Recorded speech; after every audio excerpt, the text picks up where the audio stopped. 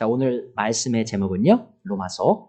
바울 사도가 쓰고 로마 교회가 받은 역사상 가장 위대한 편지라는 제목이죠. 자, 로마서는요, 너무나 위대한 서신입니다. 많은 분들이 사실은 로마서를 책이라고 생각하세요. 자, 근데 사실 이것을 엄밀히 따지자면요, 책이라고 보기 좀 힘들고요. 이것은 바로 편지입니다. 바울 사도가 우리 로마 성도들, 로마에 있는 교회에 있는 성도들에게 개인적으로 쓴 편지라는 것이죠. 자, 근데 편지치고는 꽤 길어요.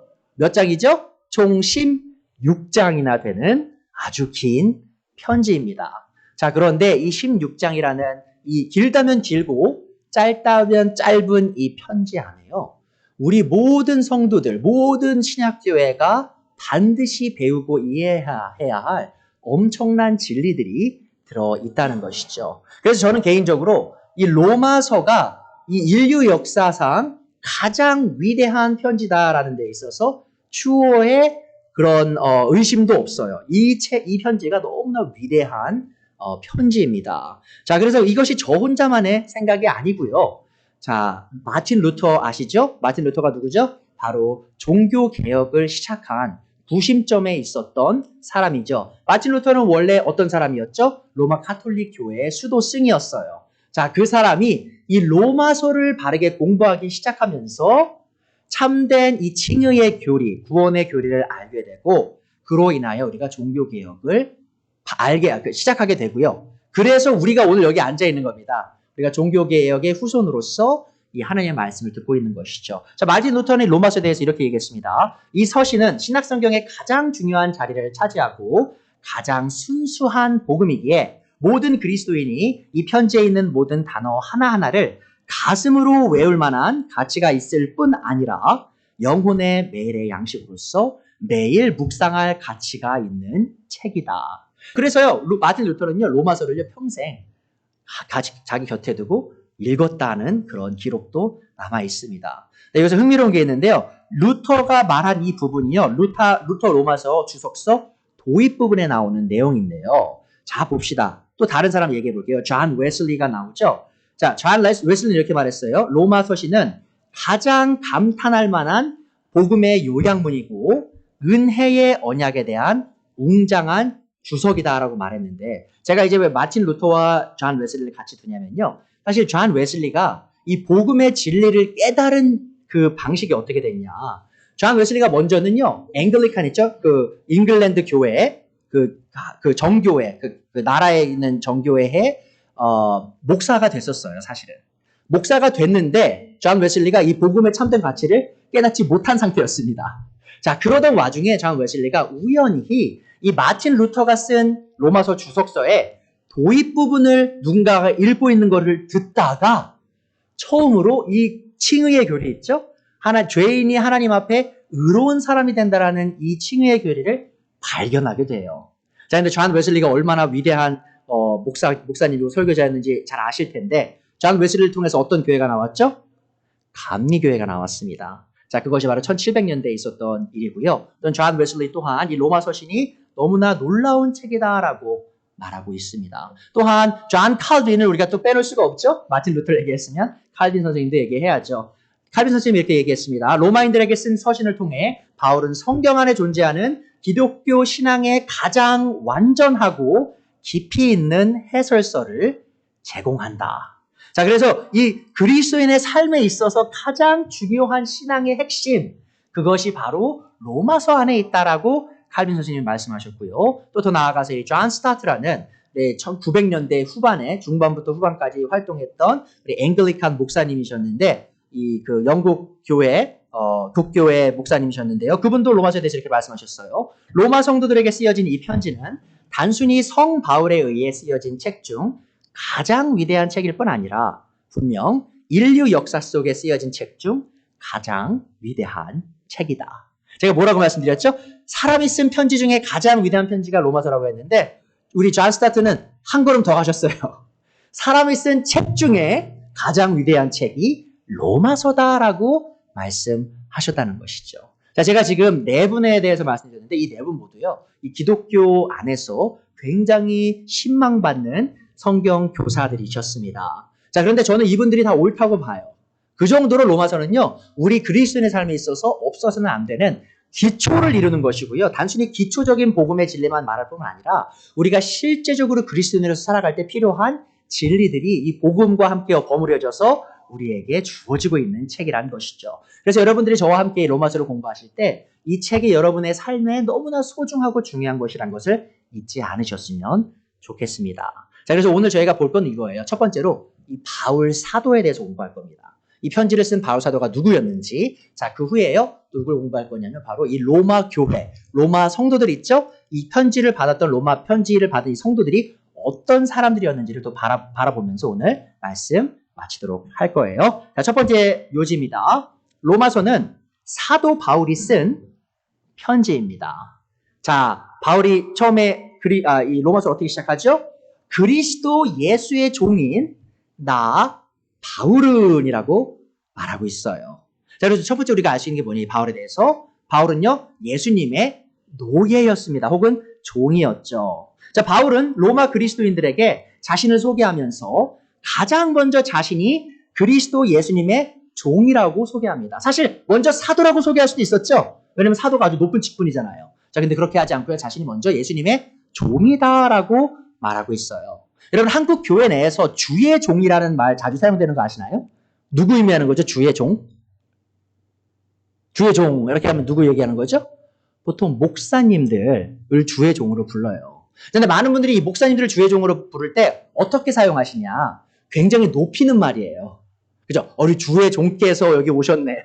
우리 주의 종을 하나님께서 살펴주옵소서 이렇게 기도하시는데, 근데 이 바울 사도가 그러면 자기가 종이다라고 얘기할 때, 예수님의 종이다라고 얘기할 때 자기를 지켜 세우기 위하여 사용한 단어일까요? 전혀 그렇지 않습니다. 자, 한국 성경에서 종이라고 번역된 그리스어는 둘라스 있는데요. 이 둘라스는요, 결코 자신을 지켜 세울 때 사용하는 단어가 아니에요. 이 단어는 아무런 자유도 권리도 없이 주인에게 완전히 종속된 노예를 의미하는 말입니다. 여러분, 종이라고 하면 조금 우리가 듣기 좀 편하잖아요. 그런데 노예라고 하면 기분이 좀 어떻죠? 노예는 쇠고랑 차고 아무것도 못하는 사람이라 그 느낌이 들잖아요. 지금 그것을 바울 사도가 얘기하고 있는 겁니다. 자신이 지금 예수님이라는 그분의 노예가 되어서 내 삶에 어떠한 권리도 어떠한 자유도 없는 사람이다라고 선포하고 있는 것이죠. 자, 그런데 바울이 스스로를 그리스도 예수님의 노예라고 부르고 있는 것은요, 사실 엄청나게 놀라운 일입니다. 자, 여러분은 바울이 과거에 가장 증오했던 인물이 누군지 아세요? 바울이요, 정말 증오했던 인물이 있었어요. 자, 그것은 바로요, 오늘 본문에서 자신의 주인이라고 부르는 바로 그 예수님입니다. 바울은요, 예수님을 그 누구보다, 세상 누구보다 가장 미워하고 증오했던 사람이에요. 자, 그러면 바울이 이 예수님을 향한 증오와 적개심을 어떻게 표현했냐? 그것의 깊이가 어땠는지를 어떻게 표현했냐? 바로 바울이 예수님을 믿는 모든 성도들, 예수님을 따르는 모든 교회들을 핍박함으로써 바로 자신이 예수님을 증오함을 증명했던 사람이라는 것이죠. 아마도 여러분이 신앙생활을 좀 해보셨으면요, 바울 사도가 어떻게 구원에 이르렀는지 아실 거예요. 다마스커스에 가는 길, 다메섹에 가는 그 길에서 바울이 예수님, 부활하신 예수님을 만나게 되죠. 자, 근데 바울이 그 시리아, 그 다마스커스에 왜 가고 있었는지 아세요? 그리스도인 핍박하러 가는 길이었어요. 자, 그 길에 예수님을 만나서 그가 변화되기 전까지 바울이 어떤 사람이었냐? 이런 사람이었습니다. 그는요, 사실요, 자기 직업이 있던 사람이에요. 자, 그런데 이 사람이 자기 하던 일을 다 멈추고요, 전적으로 자기 시간을 다 사용한 일이 있습니다. 그게 뭐였냐면 바로 집집마다 유대 땅, 예루살렘 땅에서요, 집집마다 다니면서 예수님을 믿는 유대인들을 잡아다가 감옥에 가두는데 자신의 시간을 다 사용했던 사람이에요. 실제로 디모데전서 1장 13절에서 바울은 자기 자신이 이런 사람이었다고 표현합니다.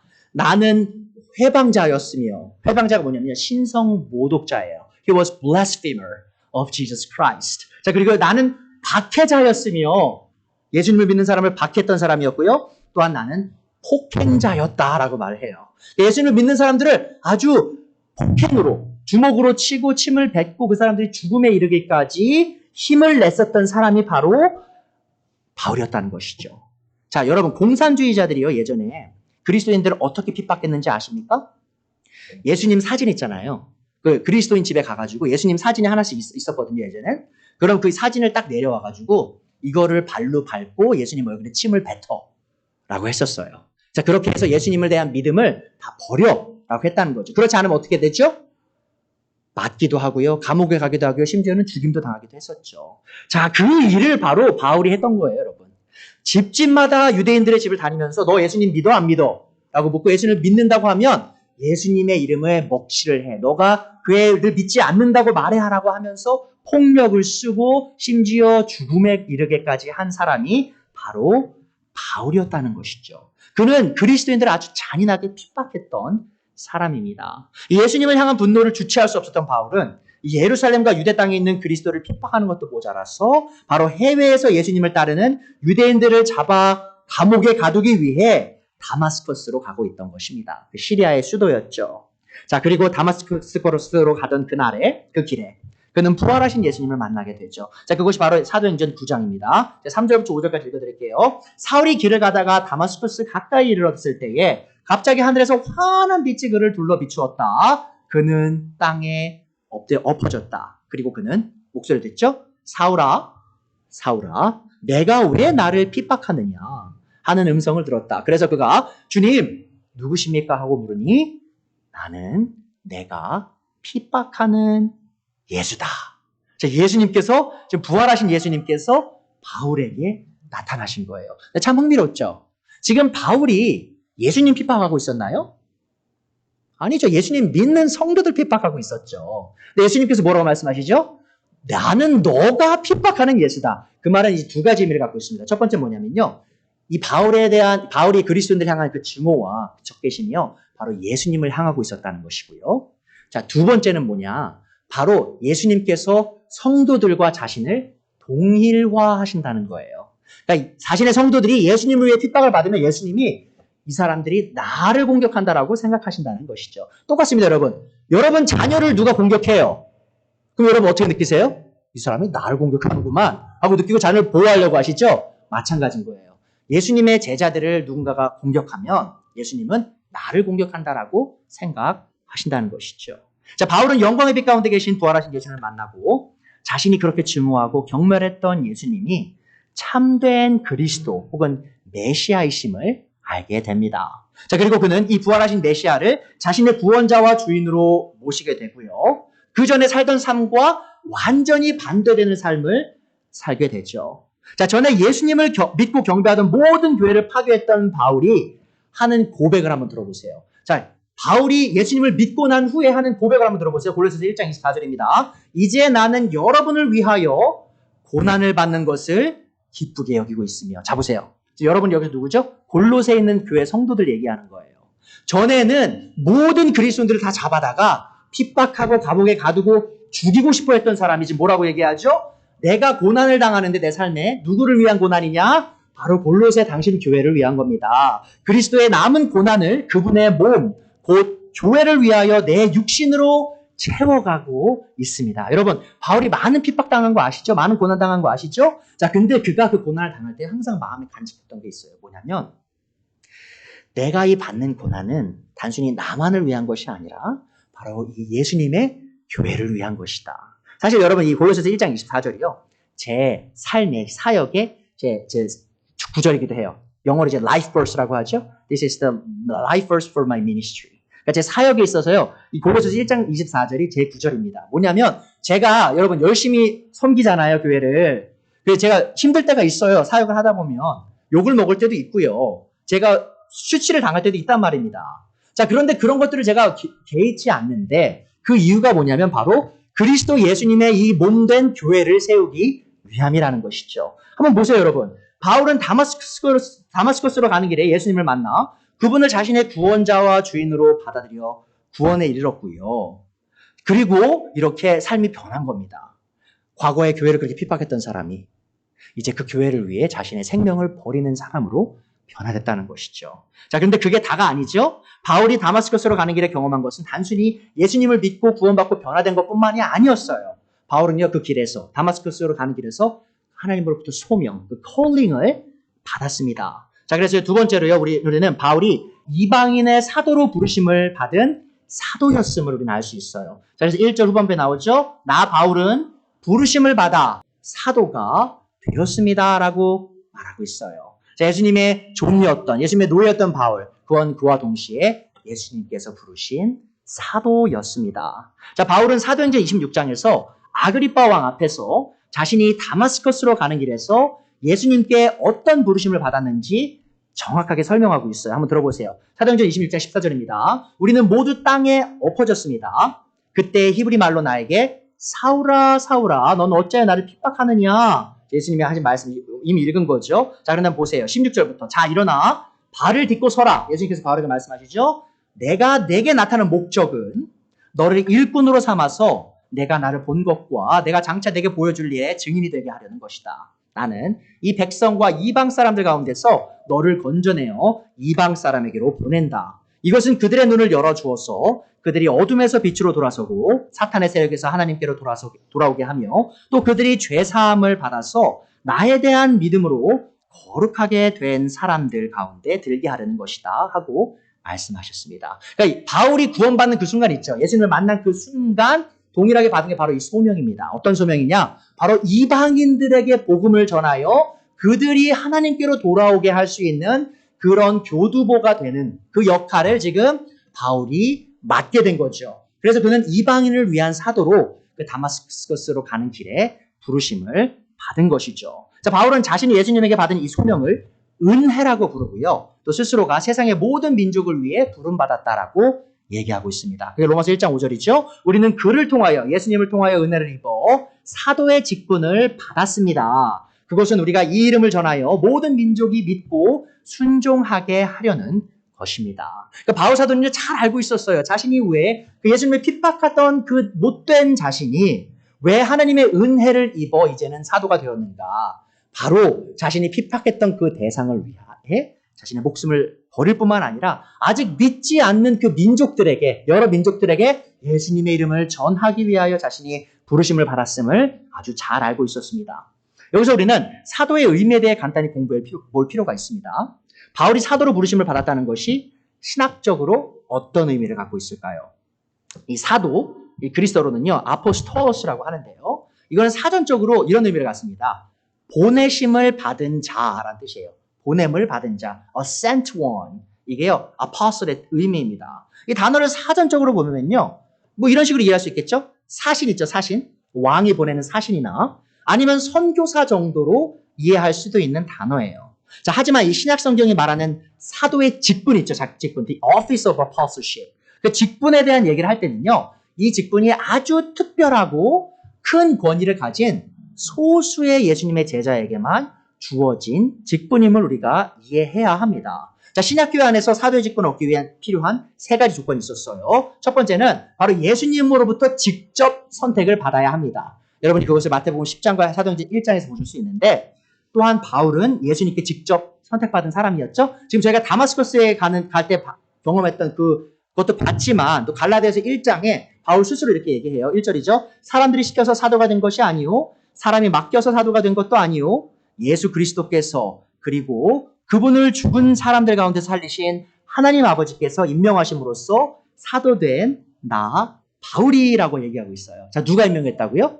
바로 예수님께서 직접 임명하시고 심지어 하나님 아버지께서 나를 임명하셨다라고 얘기하고 있다는 것이죠. 그래서 바울은요, 하나님의 직접적인 계시에 의해서 예수님을 만나고 사도로 임명을 받은 사람입니다. 자, 두 번째 조건이 있어요.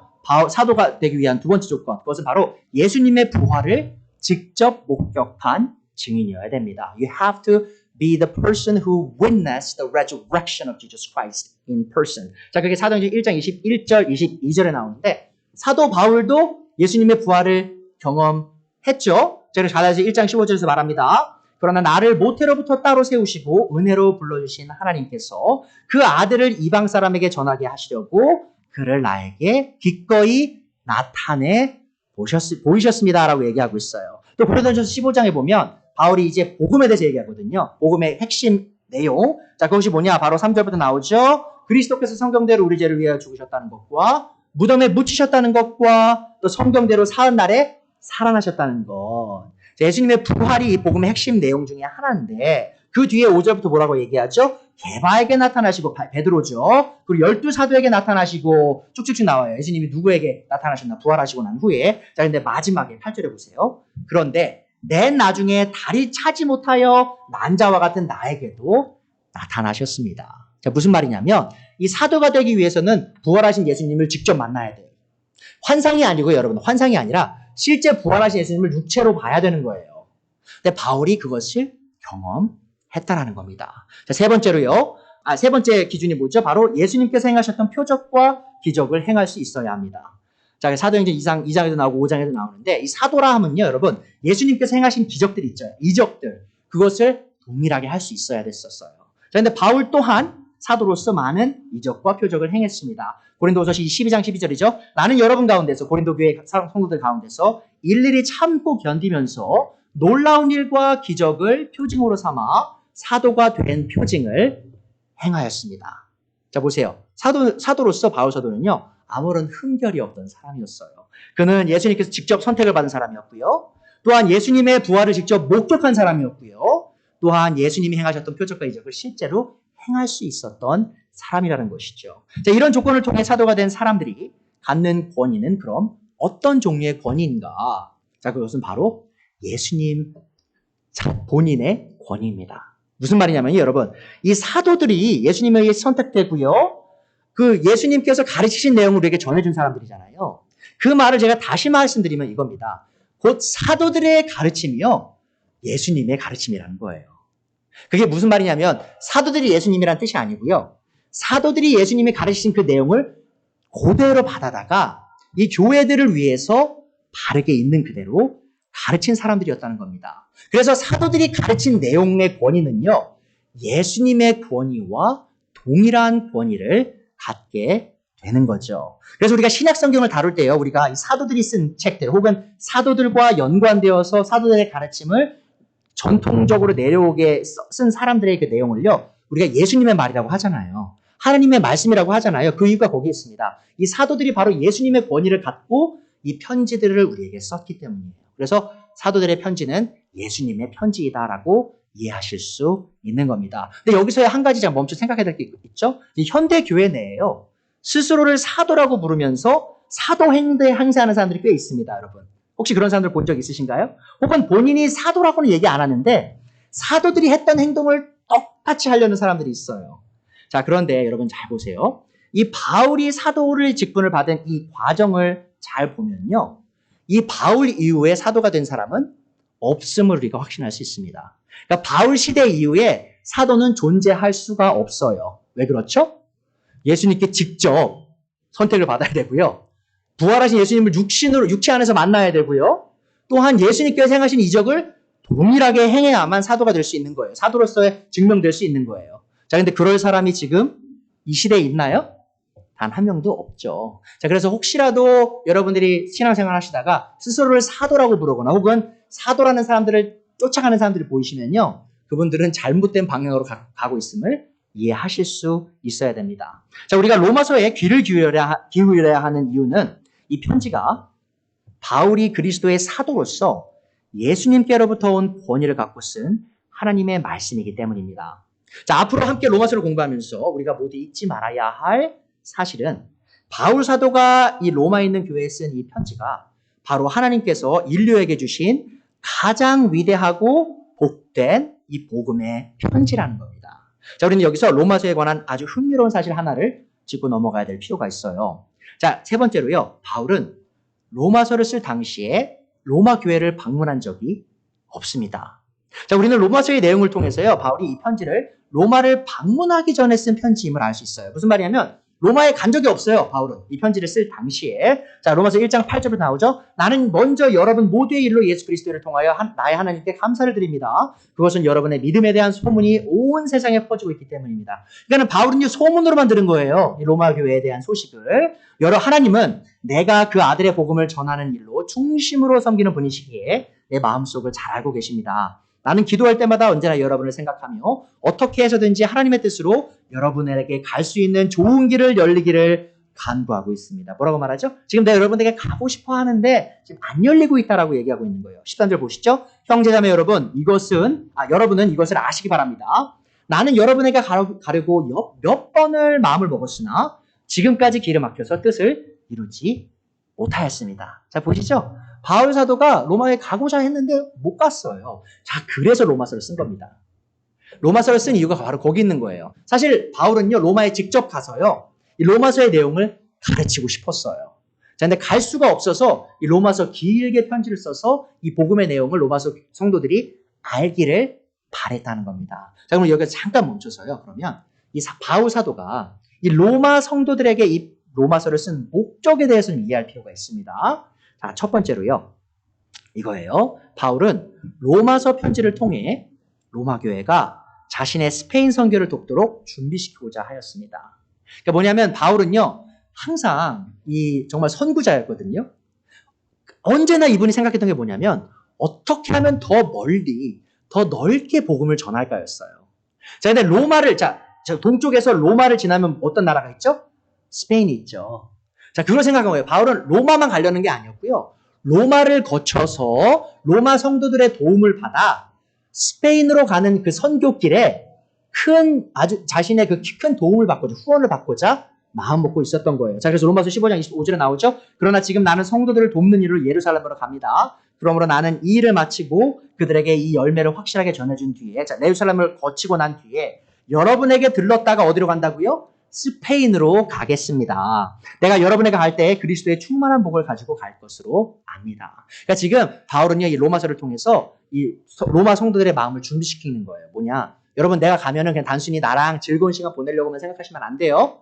나를 도와주셔서 내가 스페인 가서 복음을 또 전할 수 있게 어떤 후원금도 모아주시고 또 함께 선교팀도 꾸릴 수 있게 도와주세요라는 그런 생각으로 지금 이 편지를 먼저 쓴 겁니다. 자, 그리고요, 바울은 두 번째로 로마 교회로부터 선교적 도움을 받기 위해 이 편지를 통해 자신의 사도적 권위를 확립하려고 했어요. 그러니까는 바울이 로마에 가기 전에 그냥 갑자기 딱 가버리면 로마 성도들이 놀래잖아요. 이 사람 누구야? 라고 생각할 수 있잖아요. 물론 로마에서 바울의 이름을 들은 사람들도 있겠지만 못 들은 사람도 있을 수 있단 말이죠.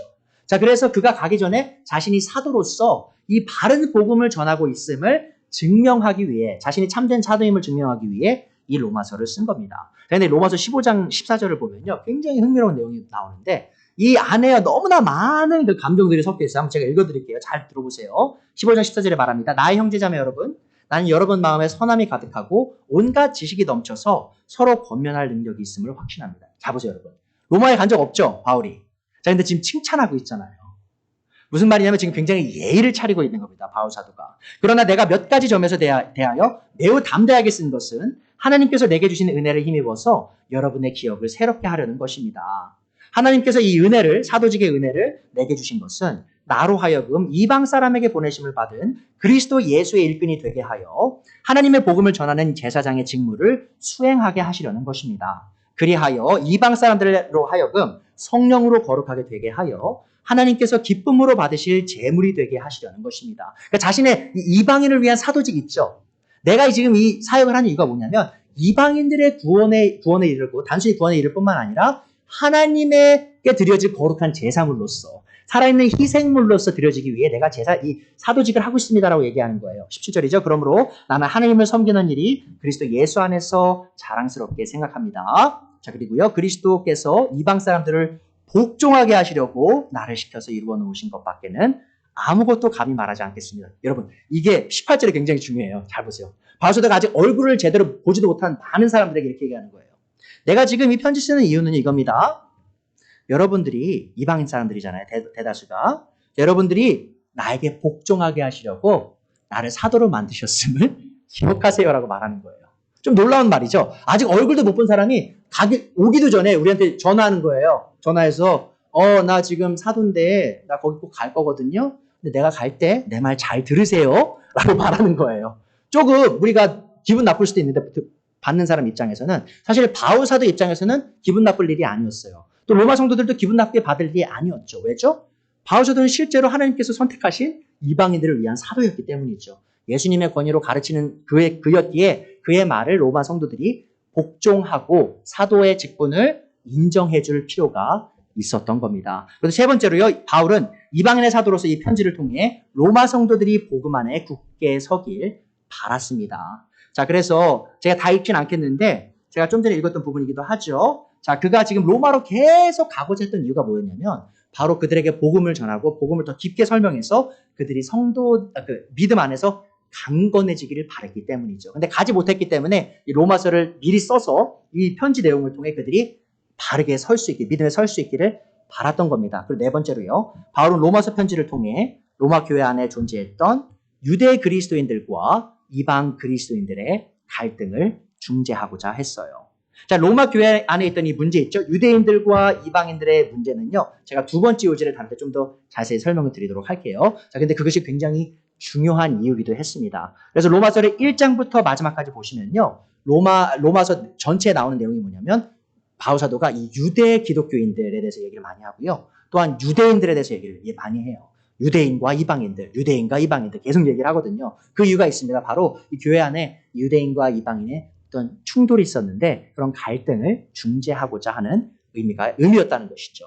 자, 지금까지 우리는 많은 시간을 할애해서요, 바울이 누구였고 또 그가 왜 로마서를 썼는지 배웠습니다. 자, 지금부터 간단하게 로마 교회가 어떤 교회였는지 살펴보도록 할게요. 자, 두 번째는 좀 짧습니다. 자, 로마서는 로마에 있는 교회에 쓰여진 편지입니다.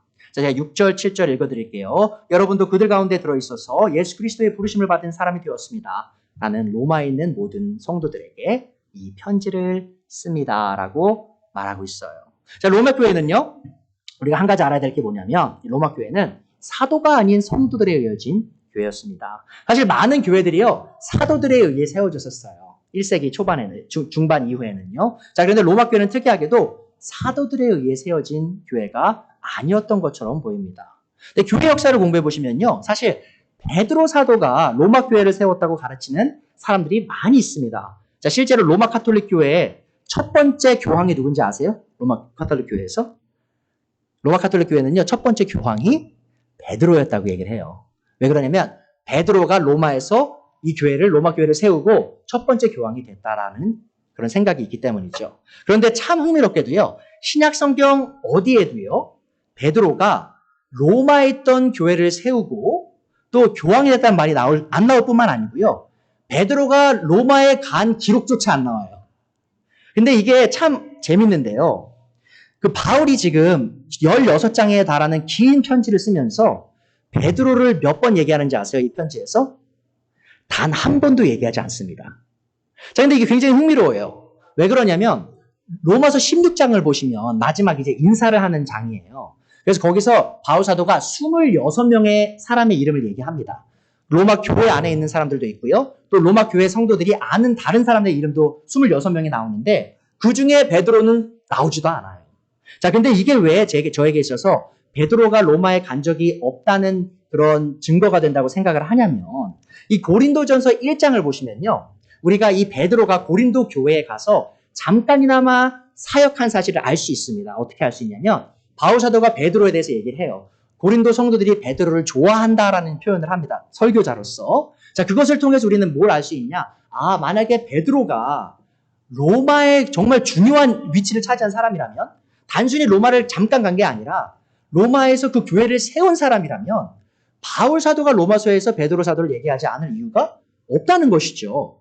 고린도에 잠깐 기거했던 베드로에 대해서 얘기할 정도인데, 만약에 베드로가 그 교회를 세우고 거기에서 목회를 했던 사람이라면 당연히 베드로에 대해서 얘기를 하셨겠죠. 근데 하지 않았으면 저에게 하여금 베드로가 여기 아직까지는 로마와 어떤 연관도 없었던 것이 아니었는가라는 생각을 하게 한다는 것이죠. 또한 바울은 로마서에서 스스로가 남이 닦아놓은 터 위에 집을 짓는 사람이 아니라고 말합니다. 한번 보세요. 로마서 15장 20절이죠. 나는 이와 같이 그리스도의 이름이 알려진 곳 말고 알려지지 않은 곳에서 복음을 전하는 것을 명예로 삼았습니다. 무슨 말이냐면 이거예요. 여러분, 저는 한국 가서 복음을 안 전해요, 이렇게 말하는 거예요. 바울 사도가. 나는 한국 안 가요. 왜 안 가죠? 한국에 이미 복음화가 됐잖아요. 한국에 교회가 이미 많잖아요. 그리고 바울 사도 이렇게 얘기하는 거예요. 나는 북한 갑니다. 복음이 선포되지 않는 곳 갑니다라고 얘기하는 거예요. 자, 그리고 또 뭐라고 얘기하죠? 나는 남이 닦아놓은 터 위에다가 집을 짓지 않으려 하였습니다. 자, 무슨 말이냐면 이 말을 돌려 말하면요. 만약 베드로라는 유명한 사도가 로마 교회를 세웠다면 바울은 굳이 로마에 가서 로마 교회를 가르치려는 노력을 하지 않았을 거란 거예요. 자, 바울 사도가 로마 교회 복음에 관한 편지를 써서 그들을 돕고자 했던 이유는 이 교회가 그 어떤 사도의 개입 없이 세워진 교회였기 때문입니다. 그래서 자신의 사도직을 사용해서 이 편지를 보내 이 편지 안에 있는 그 권위에 있는 복음의 말씀을 통해 이 교회를 세우고자 했던 거예요. 만약 베드로가 거기서 바른 복음을 전하고 바르게 성도들을 양육한 사실이 있다면 바울 사도가 굳이 이렇게 길게 편지를 쓸 이유가 없었다는 것이죠. 자, 바울 사도의 그게 패턴이었어요. 습관이었습니다. 남이 세워놓은 사역에 굳이 자신의 숟가락을 얹으려던 사람이 아니었어요. 자, 그것을 우리가 빌어서 내릴 수 있는 결론이 뭐냐면, 이 교회는 사도들에 의해 세워진 게 아니라 바울 사도도 아니고 베드로도 아니고 일반 성도들이 세운 거구나라고 알 수 있습니다. 자, 그러면 대체 누가 세웠을까? 우리가 사실은 성경이 이것에 대해서 아무 말도 하고 있지 않기에 정확히 알 수는 없는데요. 한 가지 성경의 힌트가 나옵니다. 여러분, 오순절날 무슨 날이 있었죠? 사도행전 2장에 보시면 오순절날 성령 강림이 예루살렘에서 일어나죠. 자, 근데 그날 사도들과 120명의 제자들에게 성령님이 강림하실 때 그들의 성령 침례를 경험하고 어떤 일이 있었죠? 그들이 뭔가를 말하기 시작했어요. 방언을 하기 시작했죠. 자, 그런데 그 방언을 하는 장면을 보면요. 굉장히 흥미로운데 많은 사람들이 그날 오순절이었기 때문에 오순절은요. 여러분 유대 절기 3개 아주 큰 절기 중에 하나였습니다. 자, 그래서 유대인들은요. 외국에 살던 사람들도요. 많이 예루살렘에 오던 그런 시즌이었어요. 자, 그런데 여러 흩어져 살던 유대인들이 오순절을 맞이해서 예루살렘에 와서 놀란 거예요. 오순절날. 왜 놀랬냐? 이 유대인인 이 예수님의 제자들이 방언을 하기 시작하는데 자기들이 자란 나라들 있죠. 유대인이지만 자기들이 하는 언어로 말을 하기 시작한 거예요. 그래서 사람들이 막 놀라기 시작한 거예요. 아니, 이 유대인들이 어떻게 내가 온 나라 말하고 있지? 라고 생각하는 거죠. 그래서 9절부터 말하죠. 사도행전 2장 9절입니다. 우리는 바데 사람과 메데 사람과 엘란 사람과 메소포타미아와 유대와 갑바도기아와 본도아와 아시아와 부르기아와 밤필리아와 이집트와 구레네 근처 리비아 여러 지역에 사는 사람이고, 아니 근데 이 사람들 어떻게 우리 말을 하지? 그리고 또 보세요. 또 나그네로 머물고 있는 로마 사람과 라고 나오죠. 무슨 말이냐면 로마에 살던 유대인들이 오순절을 지키기 위해 예루살렘을 갔는데 오순절날 거기서 그 방언을 들었다는 것이죠. 자, 그리고 그 방언을 듣고 난 뒤에 베드로가 말씀을 선포하기 시작합니다. 복음을요. 그리고 3,000명이 그날 구원을 받는 일이 일어나죠. 자, 그 사건으로 인해서 우리가 유추할 수 있는 게 뭐냐? 그러면 이 유대 땅으로 여행을 갔던 로마에 살던 유대인들이 베드로나 다른 사도들의 복음을 듣고 선포하는 복음을 듣고 구원을 받은 뒤에 로마로 돌아와서 이 교회를 세운 것이 아닐까라는 유추를 우리가 할 수 있다라는 거죠. 여러분 흥미롭게도요. 이 로마 카톨릭 신부이면서 신약 학자인 한 분 있어요. 조세프 피츠마이어라는 분이거든요. 사실 이게 로마 카톨릭 프리스트예요. 신부님이신데 저는 사실 이분의 주석서를 굉장히 좋아합니다. 로마서 주석서인데 왜냐면 이분이 로마 카톨릭이시면서도 성경을 잘 해석하시는 데가 굉장히 많아요. 자, 근데 그분도 그렇게 얘기했어요. 로마 카톨릭이 뭐라고 가르치죠? 베드로가 로마 교회를 세웠다고 얘기하잖아요. 첫 번째 교황이고. 근데 이분은 이렇게 얘기해요. 그건 아닐 거고 아마도 베드로의 이 설교를 들은 사람, 오순절날 베드로의 설교를 통해서 구원받은 사람 중 소수가 로마로 돌아와서 복음을 전하여서 그곳에 교회가 시작됐을 가능성이 아주 농후하다라는 말씀도 하셨다는 것이죠. 자, 그런데 우리가 이 사실로 알 수 있는 한 가지 사실이 있습니다. 뭐죠? 이 교회가 유대 그리스도인들에 의해 세워졌다면 로마가 이스라엘이었나요? 아니죠. 외국에 있었잖아요. 로마는 이탈리아에 있던 땅이었어요. 외국 이방인들의 땅이죠. 자, 근데 유대인들에 의해 교회가 세워졌다면, 그리스도인들에 의해 세워졌다면 그 교회 안에 누가 있었을까요? 유대인들과 이방인들이 섞여 있었겠죠. 자, 그것이 바로 로마 교회에 구성되어 있는 그런 사람들의 형태였습니다. 자, 두 번째로요. 로마 교회는 유대인들과 이방인들이 섞여 있는 교회였음을 우리가 알 수 있습니다. 자, 교회 밖에서 유대인들과 이방인들은 서로 좀처럼 섞이기 쉽지 않은 관계 속에 있었죠. 자, 유일신을 믿는 유대인과 다양한 신을 믿었던 두 그룹은 종교적으로나 문화적으로 너무나 다른 세상 속에 살고 있었습니다. 자, 그런데 사실 이 두 그룹이 있죠. 이방인과 유대인이 복음 안에 들어오면 사실 아무리 문화적 차이가 있어도 하나가 돼야 되잖아요. 그렇죠? 여러분, 우리가 많은 분들이 일본 싫어하세요. 왜 싫어하시죠? 한국 분들? 일본 왜 싫어하세요? 일본에 일제 강점기가 있었죠. 우리를 강제로 억압하고 죽이고 했던 경험이 있잖아요. 역사가. 그래서 많은 분들이 일본 분들을 싫어해요. 한국 분들이. 자, 근데 일본 분이 우리 교회에 들어왔어요. 그럼 계속 미워하실 거예요, 그분? 아니죠. 과거는 과거로 묻고 그리스도 안에서 다 사랑해야 되잖아요. 자, 그런데 유대인들과 이방인들이 로마 교회에 들어왔을 때 그게 안 된 거예요. 유대인 그리스도인들이 여전히 유대인처럼 살고 이방인들은 여전히 이방인처럼 살았는데 그 차이가 어떤 일을 야기시켰냐? 유대인 그리스도인들과 이방인 그리스도인들이 서로를 경멸의 눈빛으로 바라보게 된 거예요. 자, 이게 뭐냐면 유대인들이 이렇게 생각한 거예요. 자신들이 선택받은 민족이죠, 여전히. 하나님은 우리에게 율법을 주셨어. 모세 율법을 주시고 우리는 몸에 할례도 받은 사람들이고 라고 생각하면서 이방인 그리스도인들을 좀 낮은 사람으로 생각했던 거예요. 저 이방인들 안식일도 잘 안 지키고 막 이렇게 얘기했던 거예요. 자, 그런데 그와 반대로 이방인 그리스도인들은 유대 그리스도인들을 보면서 어떻게 생각했냐? 아니, 저 사람들은 예수님이 십자가에서 못 박히고 죽으시고 부활하심으로 모든 율법을, 모세 율법을 다 성취하셔서 이제 우리가 모세 율법 다 지킬 필요가 없는데 왜 저러고 있는 거야? 하면서 또 무시했다는 거죠. 그러니까 서로 무시하는 그런 관계가 되었다는 거예요. 자, 그 일이 바로 로마 교회 안에 있었던 것처럼 보여요. 자, 저희가 시간 관계상 그 모든 구절들을 제가 다 보여드릴 수는 없지만요. 그 문제를 해결하고자 바울이 얘기하는 큰 두 가지 그 주장이 있습니다. 첫 번째는 뭐냐면요. 유대인이든 이방인이든 모두가 다 죄인이다라는 거예요. 여러분, 죄인이 내가 더 나은 죄인이다라고 해봐야 무슨 의미가 있냐라는 거예요. 우리 모두가 죄인이고 다 하나님의 저주 아래 있는, 진노 아래 있는 사람들이다. 우린 똑같은 죄인들이라고 첫 번째 얘기를 하고요. 두 번째는 뭐라고 말하냐면 유대인이든 이방인이든 똑같이 구원받는다는 거예요. 너가 몸에 할례가 있다고 하나님이 더 이뻐하는 것도 아니고 너가 율법을 더 지킨다고 하나님이 더 이뻐하는 것도 아니다. 같은 믿음으로 이 예수님의 복음을 믿을 때 이방인이든 유대인이든 하나님의 그 구원에 이를 수 있다라고 바울 사도가 얘기했다라는 것이죠. 그래서 로마서 3장 9절에 나오죠. 그러면 무엇을 말해야 합니까? 우리 유대 사람이 이방 사람인보다 낫습니까? 전혀 그렇지 않습니다. 유대 사람이나 그리스 사람이나 다 같이 죄 아래 있음을 우리가 이미 지적하였습니다. 성경에 이르기를 의인은 없다. 단 한 사람도 없다. 자, 이게 모두가 다 죄인이라는 거예요. 유대인이든 이방인이든. 그리고 또 3장 29절에 나오죠. 하나님은 유대 사람만의 하나님입니까? 이방 사람의 하나님도 되시지 않습니까? 유대인들과 이방인들 싸우는 거예요. 하나님이 누굴 더 좋아하냐? 둘 다 좋아한다. 자, 그렇습니다. 이방 사람의 하나님도 되십니다. 참으로 하나님은 오직 한 분뿐이십니다. 그러므로 하나님께서는 할례를 받은 사람도 믿음으로 보시고 의롭다 하시고 할례를 받지 않은 사람도 믿음으로 보시고 의롭다고 하십니다.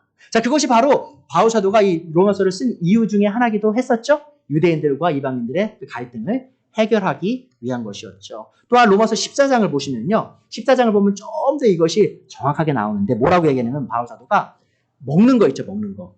유대인들이 먹는 거 되게 조심했잖아요.